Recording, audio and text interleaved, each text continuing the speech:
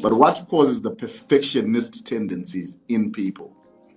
Yeah, so look, the causes of perfectionism probably come from also environmental, it's like your environment, right? So your upbringing shapes a lot in terms of how you are as an adult.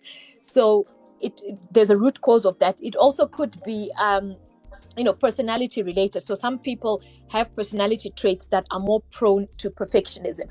And because people generally, I think, you think, well, what's wrong with being a perfectionist? Because it just means I want everything to be perfect, I want everything to be well done, etc., right?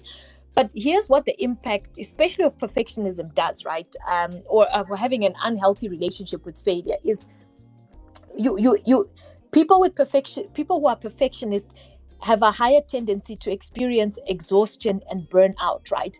Because they're always because they always feel that they need to outperform on everything, right? So in that regard, whether it's a small task or a big task, right? Because their self-esteem is orientated to that performance. So it's very much their identity, their self-esteem is orientated to that.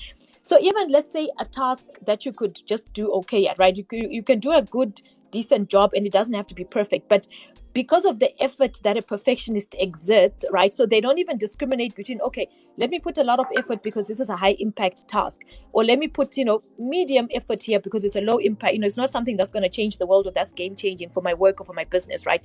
So because they don't have a disparate they don't what you call it, regulate the effort that they put for different things. Everything must be perfect.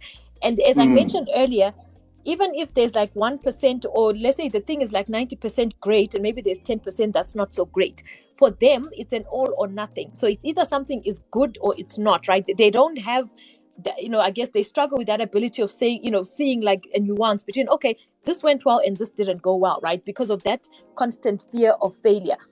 And then what often happens as well, and for those of you who are perfectionists, I'm sure you can relate to this, and this is also for people that have imposter syndrome.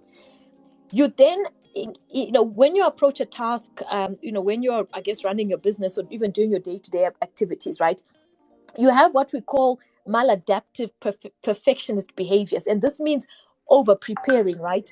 You ruminate over mistakes. So let's say I'm having a meeting with a stakeholder. I'm having a meeting with someone that maybe I'm looking for funding for business. So of course you're going to prepare and do a good, decent job at preparing. But what perfectionist does, or even people with imposter syndrome, is they go when I say the extra mile, this is not on a good sense. They now overwork themselves because they fear that one little thing is going to go wrong.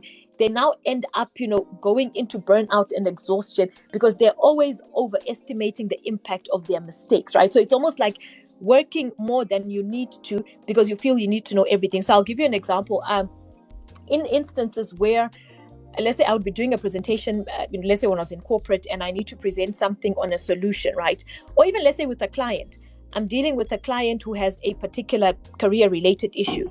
So although I know the stuff, right? I know it in my sleep, I've been practicing it, I've done it well, right? This is what perfectionism and imposter syndrome does. So now you've got this client, you know that the client, you're going to see them later on, they're paying you money. You feel like an imposter, you're somehow feeling not worthy of this opportunity. So now here you go, spending the whole night reading so let's say I have a client I'm dealing with who we need to tackle imposter syndrome. I spend the whole night reading every single thing I can find about imposter syndrome, then end up sleeping at 3 o'clock, right? Which is not necessary because, one, you already have the foundation knowledge, right? You've been doing this over and over again. But because of that perfectionist tendencies, you now have the thinking that, well, what if something comes up in the session that I don't know about or that I can't answer, that I don't realize, right?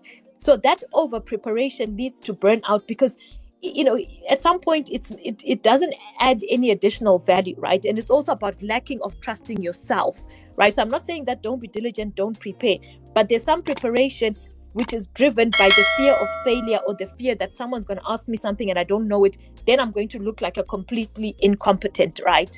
Which is of course a distortion because even the foremost experts, if someone asks you something about your business that you haven't thought about, it doesn't mean you're not a good business person. It just means you have not thought about it, right?